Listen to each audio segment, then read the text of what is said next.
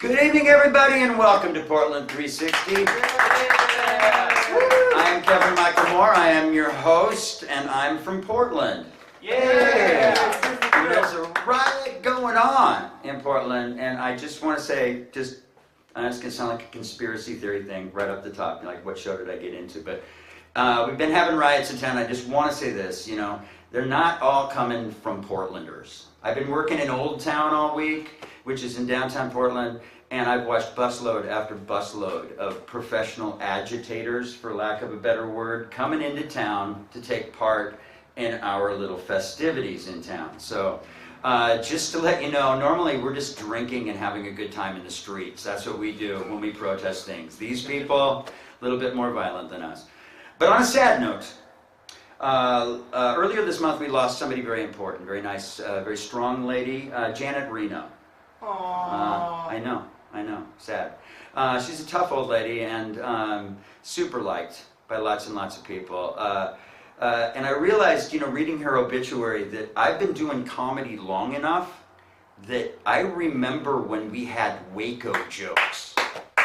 Yeah, like any hot button issue, right? But Waco jokes, right? And so as a tribute to Janet Reno, I thought I'd do some material from my 1989 set back there, just so that you guys might get a little bit of a flavor of how fucking old I am.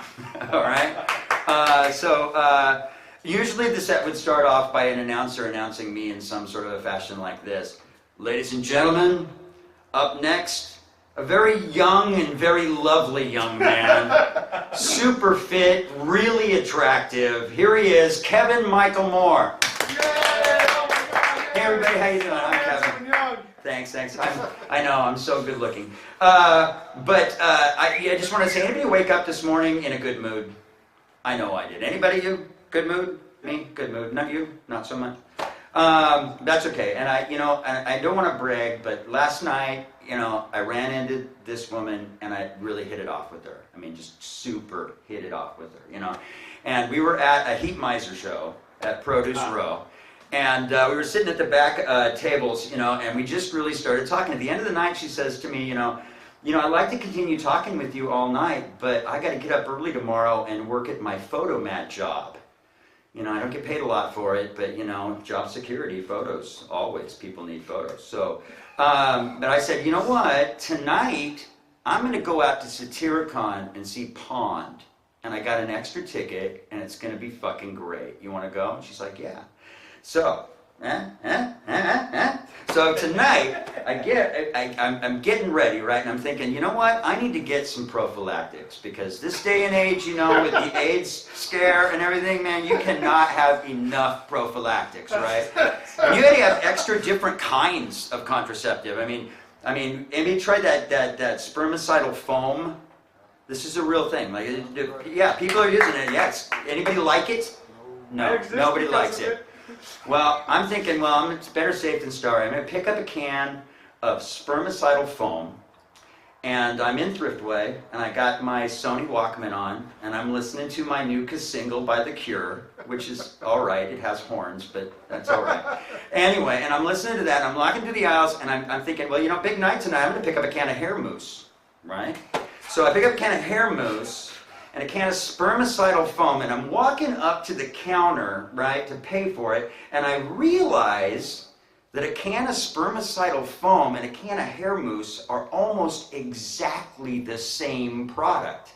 I mean, it's the same shaped can. You spray the stuff in your hand, it looks like the same stuff, right? If it wasn't for the labels, one could easily mix these two products right up, right? So I get back to my house with my products, and I'm moussing my hair up, high and tight. That's how I like it, high and tight, right?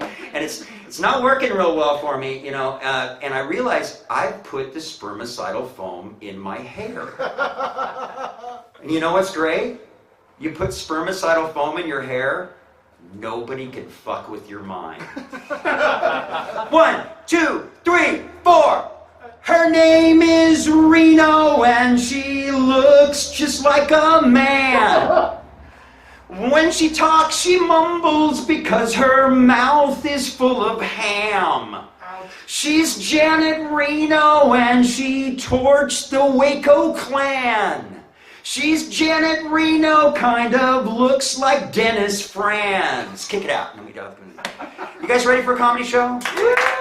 I know I am. I'm going to bring our first guest to the stage. Our next guest is Will Woodruff. And Will, how long have you been doing shows, open mic shows for me? Oh, God, like 11 years. 11 years. How long have you hated it? The whole time. Excellent. Up next, he's Will Woodruff. Applause. Keep it going for Kevin Michael Moore. I have Waco jokes too, by the way. The first joke I ever heard on Comedy Central was a Waco joke. It was, did you know that Waco is an acronym? It stands for Way Awesome Cookout. That was the first joke I ever heard on Comedy Central, actually, and that's not a good one. I kind of feel like I'm in Mordor. I know you guys can't see this, but there's an eye looking right down on me, and this the whole time I'm just going to be thinking, like, really, are you evil, Mr. Eye? But luckily, I don't think anyone will see it unless they 3D. Oh, there it is. You can see it on the thing. Anyway, so, hi guys. How are you guys feeling tonight after all the... Yay. That's the extent of the clapping for the remainder of tonight. That is all we're going to get. I understand entirely. I was just in Oklahoma, not to brag. Do you know what's good about Oklahoma? I didn't think anyone knew because there's nothing good about fuck that place. Here's the deal. I had just been spending 3 weeks in a hotel room, and boy, is my arm tired. That's the joke we're going to start with tonight. All right, cool. I know. Myself for a minute. I'm going to be having brain surgery here shortly. Anyone else? No? Oh, look at you attack motherfuckers. Must be nice. Must be nice. You know, it's funny. I was diagnosed with a brain tumor years ago, and I finally just got it. I finally am just able to get brain surgery 2 years after diagnosis because I live in America. If I was Canadian, this shit already would have been fixed. Unfortunately, I live here. But you know what's good about here? Cool. All right. I live in southeast Portland too. When people were talking about the rioting and stuff, I'm like, my pizza better not be late. That was the extent of my riot issues. I don't give a shit about who wins the election. Doesn't mean anything to me. I'm white. I win. It doesn't matter to me who wins. Hang on. Here's what's funny about that. I only look white. I'm like 65% white, but it will not stop people from being like, white man, white this, white that. I was like, really? Come on. I'm not well off enough to be a real white person. I'm a broke-ass white guy like everybody else. Thank you. No? All right. No. Sorry. I was going to say bullshit comics. Nice try. I know you're all broke too. It's fine. Here's how broke I am. I'm excited with myself because I spent $60 at the Dollar Tree and it wasn't all food stamps. Anybody? Like that's when you've made it. You're moving on up from like the bottom low class to the lower low class. It's really sad now that I think about it. Brain surgery. God damn it. That reminds me though, it took a long time. It'd been growing there for like 20 years. No one said anything. I've been traveling by plane forever. Why didn't they say something with all the body scans that they did? Why didn't they like, hey Will, we know you don't have any weapons or contraband, but you know you do have. Never happened. Why couldn't they just once be like, we're going to send you to Ottawa, figure it out. Never happened, unfortunately. God, I don't know. The eye is gonna fuck with me more though. I'm sorry. I'm like, you have to. If you were me, when you guys get up here, you'll understand that it's like looking right at you. It's like your parents like judging you. Like, why weren't you better? Like my mom judges the shit out of me, and like I understand because she wanted to have a kid that was good. Because I have two brothers and they're both fuck ups. My older brother is on the run from the law currently, and my younger brother is a juggalo, and if you don't know what that is, good for you. The point is that I'm my mom's only shot. When I told her I wanted to be a professional stand-up comic, I watched her fucking soul die. She's like, why can't you be what I wanted you to be, like a lawyer, or a doctor, or a girl? God, I wanted a girl. Like, Mom, I don't have the legs for this. Look, she wanted me to be better than everybody else, and I fucking tried. Look, how do I explain this? I was a great academic. I worked super hard. One night, though, I battled horrible bouts of depression. Anyone that knows me knows that. So you're welcome, Portland. Anyway, I battled these really bad bouts of depression one night. Not proud of this. I wrote out a suicide letter. Obviously, I thought better of it, and I went to sleep. But when I woke up in the morning, my mom had corrected the fuck out of that thing. Like, it was unbelievable. She's like, well, you only get a 36. It's like, really? So you spelled desolation wrong. You needed a comma before end it all. To be fair to me, though, I got a 90 on my next one, so good for me. That's called improvement, by the way. Good times.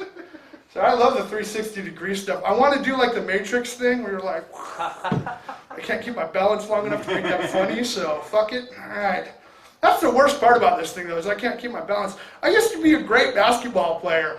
Now no one thinks that at all. No one thinks I got skills by looking at me. The only thing people think I got by looking at me is fucking diabetes. That's not good. No one ever thought the fucking basketball court is like, pass the ball to Will. No, don't. He's only got 1 foot. Sucks too, because like basketball is my game of choice, but I also played a lot of chess.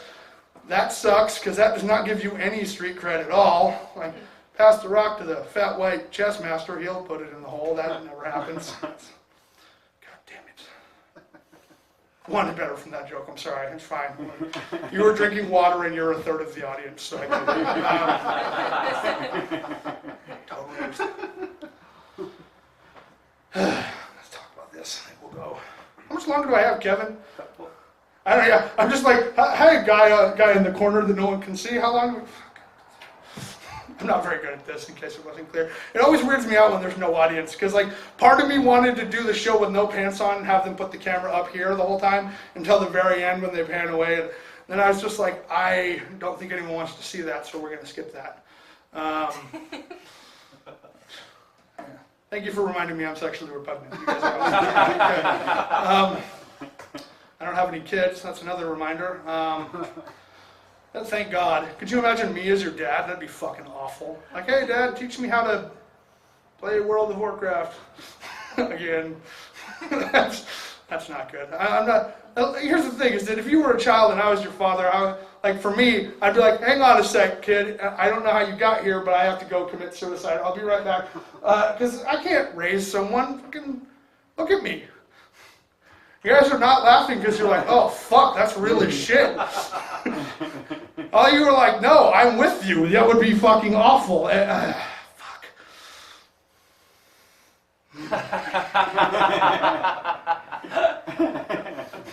So bad. All right, so I guess we'll go to this and then we'll get the fuck out of here. It's funny because I don't know, we'll talk about that. I was going to talk about how, for 10 years I had a joke about Donald Trump, and then he became president, and now it's not funny anymore. So I was like, but that fucking ruined it, because I used to have a joke, because before this, he was the host of a celebrity talk show, Celebrity Apprentice. Did anyone want to watch that? Yeah, that was all fun and games, and now he's president. I'm like, well, fuck you, I'm not telling that joke anymore, that was my closer. Prick. Orange-haired motherfucker. I said that to cats, though, it's not just him. So, no, I wanted more from that, because they're little orange pricks. My mom's cat is orange, and he just... Sorry. Not a cat fan. Actually, I got asked on OkCupid, are you a cat person or a dog person? I'm like, I don't really care, I'll eat either one. Which is fucked up on a dating site, because now they hook me up with this Chinese food restaurants, that gets weird. Like, I don't know if I'm allowed to laugh at that, it's okay, they make more than us, it's fine.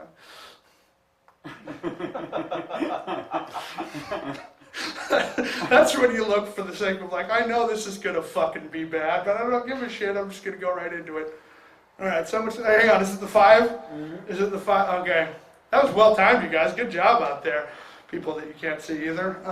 That's 0 for 2 on that. Still don't know which joke to fix. I guess we'll talk about this. I used to live in Dallas, Oregon. Do you guys know where that is? Yeah. Racist? Good? Yeah. It is. It's a racist little town. I had no idea.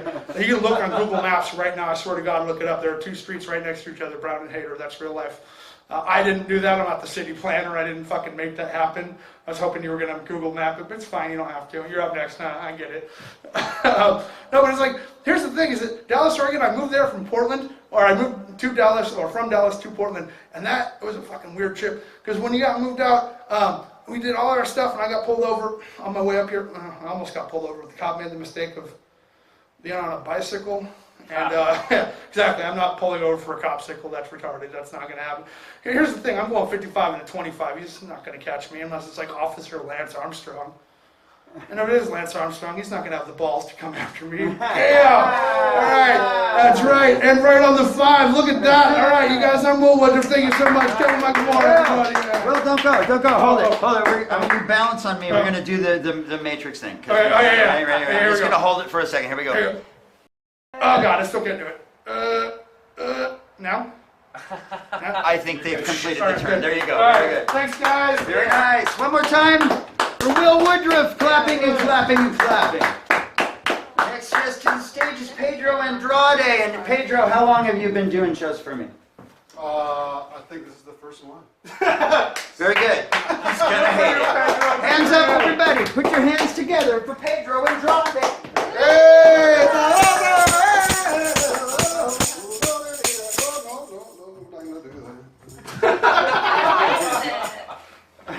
Muy rico, muy sabroso. ¿Cómo estamos? El Wolf's Den. Muy bien. So my big ass is what happens when Mexicans get drunk and raw dog Samoans. That's what happens. Seriously, man. I'm so big other Mexicans have to see my documentation. They want to know if it's true, man. Thank you for having me here at Wolf's Den. I have no idea what the fuck I'm doing here. I don't know where the fuck I'm at. I'm in a den. I don't even know what a den is, but yeah. This just looks like a fucking apartment to me. A huge ass beanbag and some instruments. Real Portlandish. Books. Apparently, whoever chills here likes to read a lot. And play instruments, apparently. That's what we do here. And the chalkboard in the back. So that's my crowd work. How you guys doing? All right. So we're in for a really rough 4 years, man. I mean, I'm just as worried as everyone else. I mean, I am. But part of me is I'm trying to remain calm, and if there are protests or more protests, I hope that they're peaceful ones in the spirit of Dr. King. But then there's another part of me that's like, I'm just gonna tear some shit up, and just take over this motherfucker in the spirit of Dr. Dre. Break them off some. I'm trying to break them off some, get some beats. I'm trying to get some beats by Dre, the red ones. I need the red ones, man. I might need it for a bus trip. I don't know if you guys heard. I might need it for a bus trip. Gotta get the good sound. How you guys doing? All right, so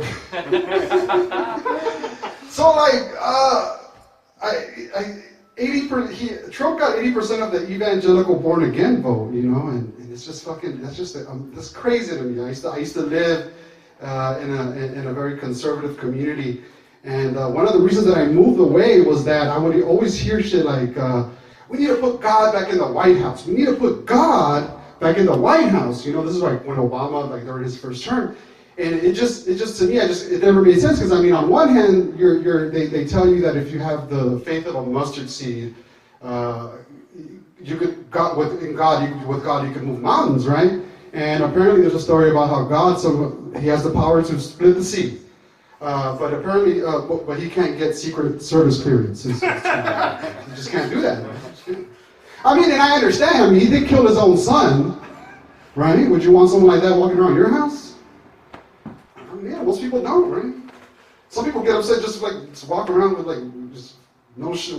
If you forget to take off your shoes, people get upset. Let alone a known murderer. And then what's another trip is that not too long ago, I think some guy flew a drone over the White House, and another guy jumped he jumped the fence, and I think he made it into the kitchen, made himself a sandwich and fed Bo. But what, God can't top that? I think he can, man. I think God can top. I think he can top that. I believe in him. He's got to do it. He's going to do it.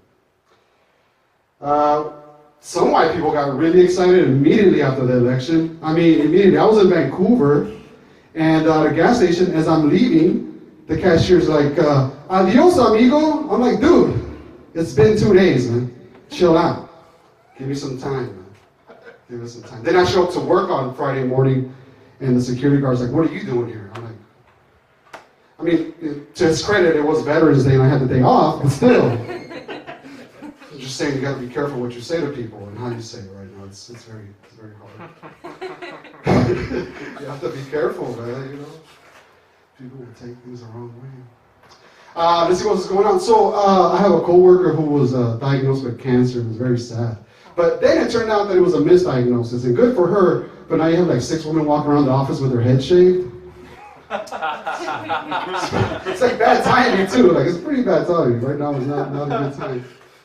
I do what I can, I shave my head anyway, so when I find out that a coworker is ill, what I do is I like check my how much sick leave I've accumulated, and I just try to take off as much time as I can to stand in solidarity with them. Fuck influenza. Fuck influenza. That's all I gotta say. Fuck that shit. Oh, my phone! I gotta turn it back on. This is wonderful, wonderful. One thing that I think I should also point out that this is nothing new. This hatred against immigrants. I know as a Mexicano, growing up, I'd always hear things like people calling us beaner, telling us to go back home, and I could see how some of my people would feel intimidated, and want to like kind of be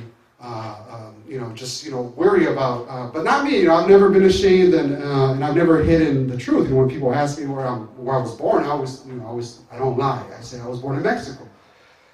If they ask me what part of Mexico I was born, I don't lie. I tell them, California. That's where I'm at, man.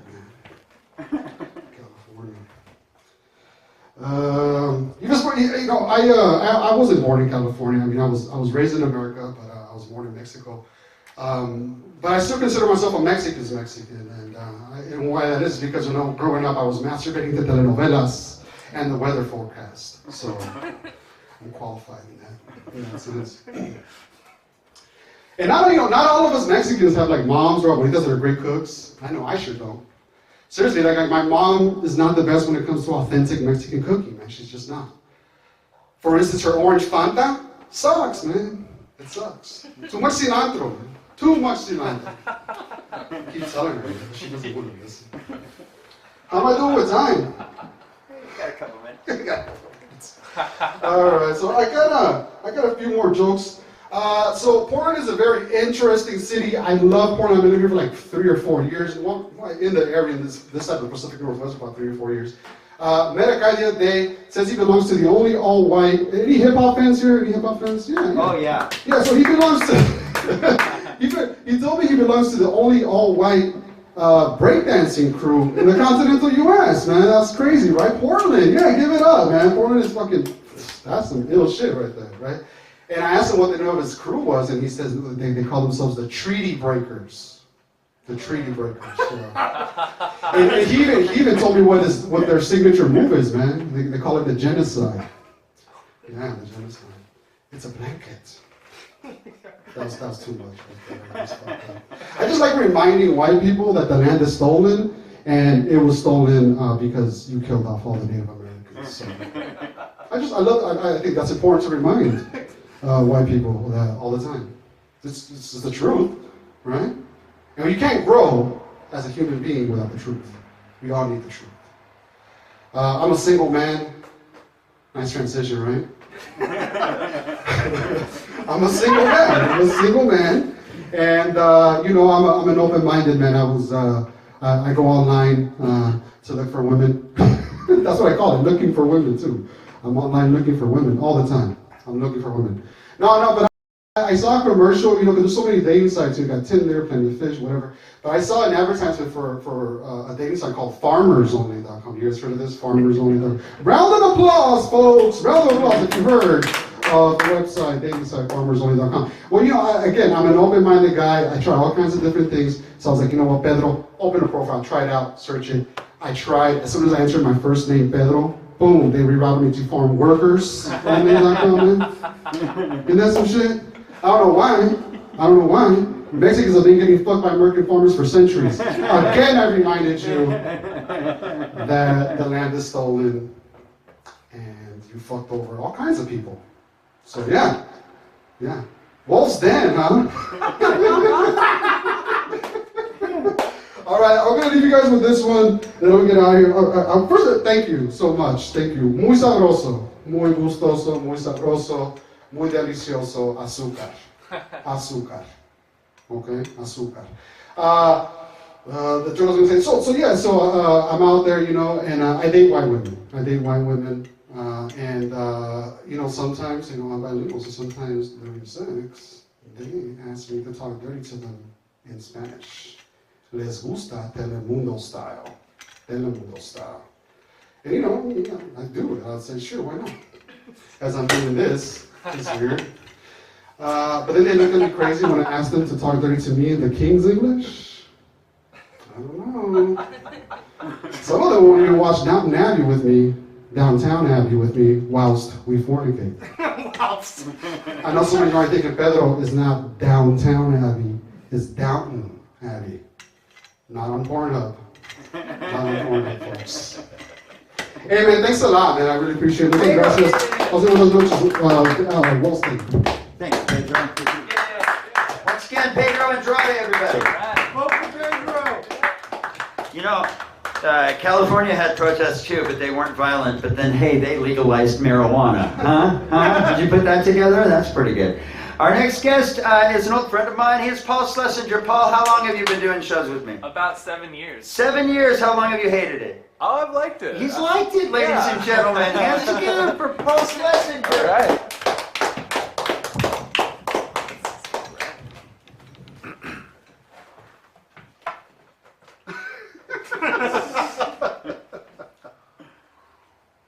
I'm going to do a very good job tonight.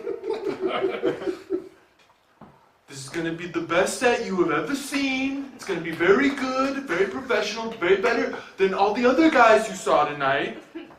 But they're close personal friends of mine. But mine's going to be much better. I'm going to make them an offer they can't refuse. I'm in the dark here.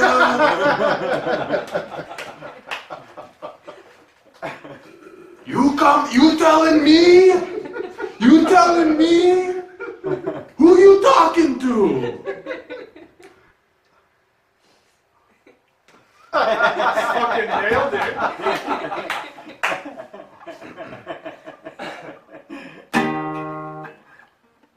This song is called Free Vending Machine. And I think everyone's done a great job tonight. I've had a lot of fun. Let's give it up for Will and Pedro and Kevin and Brody on the ones and twos back there, and Jasmine being the only audience member. This song is called Free Vending Machine, and I think our nation needs it now more than ever. Free vending machine, a free vending machine. I'm calling all my friends. We get candy for free. Free vending machine, a free vending machine. Get an extra 3 for you and me. But wait, why is everything in this vending machine giving everything away for free? Oh look, there's a note from the vending machine owner. Let's read it. Hey, it's me. I'm the vending machine owner. And I just found out that my wife is having an affair with my identical twin brother. He looks exactly like me. Why would she cheat on me with someone that looks exactly like me? But anyways, before I kill them both and then kill myself, I want to do one nice thing and make this vending machine free. Free vending machine, free vending machine. Double murder plus suicide equals free candy for me. Thank you.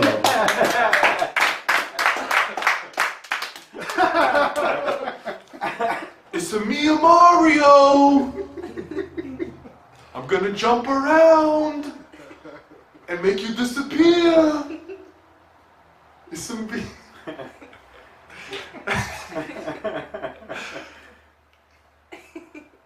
Luigi is my brother.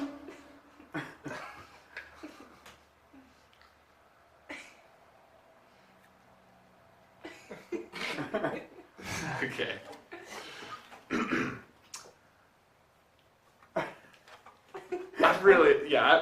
I'm gonna stick with this. I'm gonna go more into this as Mario. I just discovered a new level. I went through some pipes. I'm gonna make you an offer you can't refuse. I'm the Joker. You wanna see a pencil disappear? You wanna see a pencil disappear? You talking to me? I'm gonna make you an offer you can't refuse. This is healing. This is healing the nation. Very healing.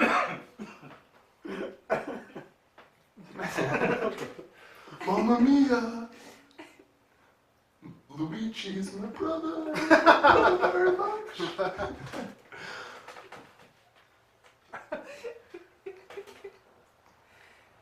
I have time for one more song. You guys have been a great audience. And I think that this song also is what the nation needs. So I think the nation just needs more of me and more cameras on me. So this is a good start. This song is called Friendship Stress Test.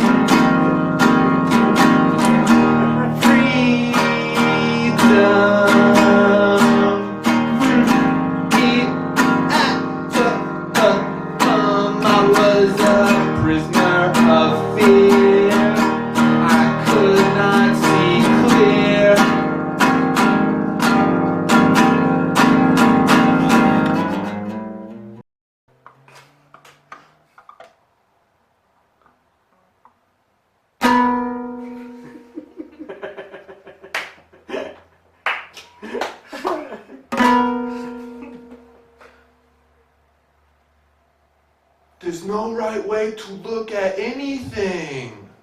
It's a me Mario.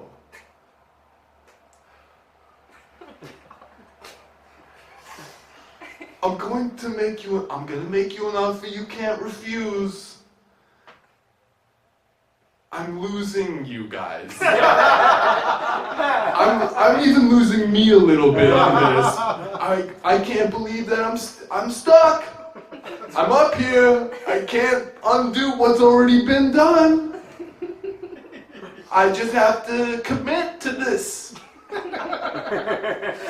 We talked about this earlier, Pedro. The audience doesn't know that this wasn't planned. I'm doing a very good job keeping it going.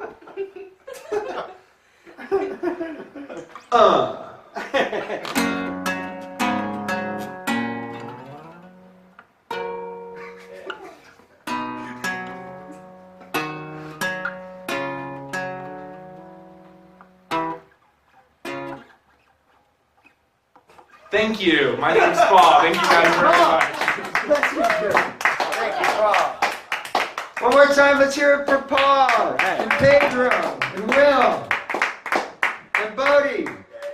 Until 2 more weeks, we'll be doing this one more time. Please share this with all of your friends. Was that a 2 more joke? Was that really? All right. Yeah. Yeah. Just remember to use a lot of contraceptives because, man, with this AIDS scare, you just can't be too protected, all right? Thank you so much and good night.